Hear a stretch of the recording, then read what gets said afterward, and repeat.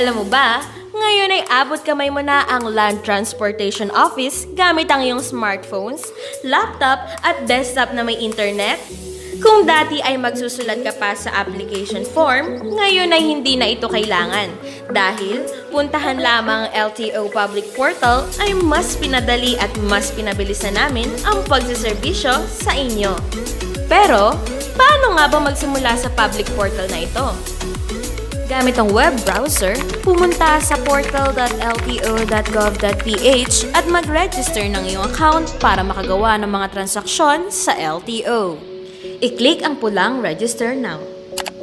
Basahin ng mabuti ang Terms of Agreement at i-click ang Yes, I accept. I-type naman ang na-generate na security code. Saka i-click ang Next upang makapagpatuloy. Sumunod na i-click ang Enroll as an Individual. Para sa first step na existing license, itinatanong kung mayroon ka ng kasalukuyang lisensya dito sa Pilipinas. Kung wala pa at mag-a-apply pa lamang, i-click ang No. At i-click ang Next para makapagpatuloy sa second step na nationality. Kung ikaw ay Filipino, i-click ang Yes at muling i-click ang Next para sa third step na personal na detalye. Siguraduhing tama at wasto ang mga itatype na detalye. I-type ang iyong kumpletong buong pangalan, apelido, unang pangalan at gitnang pangalan. Sumunod na ilagay ang petsa ng iyong kapanganakan at ang iyong kasarian. I-type din ang buong kumpletong pangalan ng iyong ina noong siya ay dalaga pa. Pindutin ang Next upang makapagpatuloy sa fourth step na contact details. Tandaan, kinakailangan na gumagana at totoong pagmamay-aring email address at mobile number ang ilalagay dahil dito ipadadala ng LTO ang mga notifikasyon, mga kopya ng OR at mahalagang bagay tungkol sa mga transaksyon sa LTO. Pindutin ang asul na Create an Account. Mayroon kang 24 na oras para makumpirma at ma-verify ang iyong portal account registration. Sumunod na pumunta sa iyong email para makita ang confirmation link.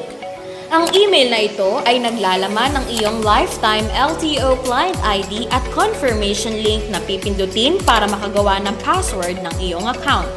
Tandaan, siguraduhin sundin ang guidelines sa paggawa ng bagong password upang masunod ang tamang format nito. Siguraduhin isulat at itago o isave ang iyong LTO client ID at password para hindi makalimutan. Nakumpirma at na-verify na ang ginawa mong account. I-type ang iyong password at subukan kung gumagana ang iyong account. Welcome and congratulations! Matagumpay kang nakagawa ng iyong account. Maaari ka nang makapag-apply ng mga transaksyon sa LTO. Anumang mga katanungan tungkol sa LTO portal, makipag-ugnayan sa LTO Client Care sa clientcare@lto.gov.ph o di kaya sa LTO DMPAO sa ltocdmpao@lto.gov.ph. Paalala, hindi pa lahat ng LTO offices sa ating bansa ay may ganitong uri ng bagong sistema. Kaya naman, upang ma-update sa mga bagong kaganapan sa LTO at malaman ang mga site na mayroon ng bagong sistema, pumunta sa aming official website na lto.gov.ph or official Facebook page na Land Transportation Office, Philippines.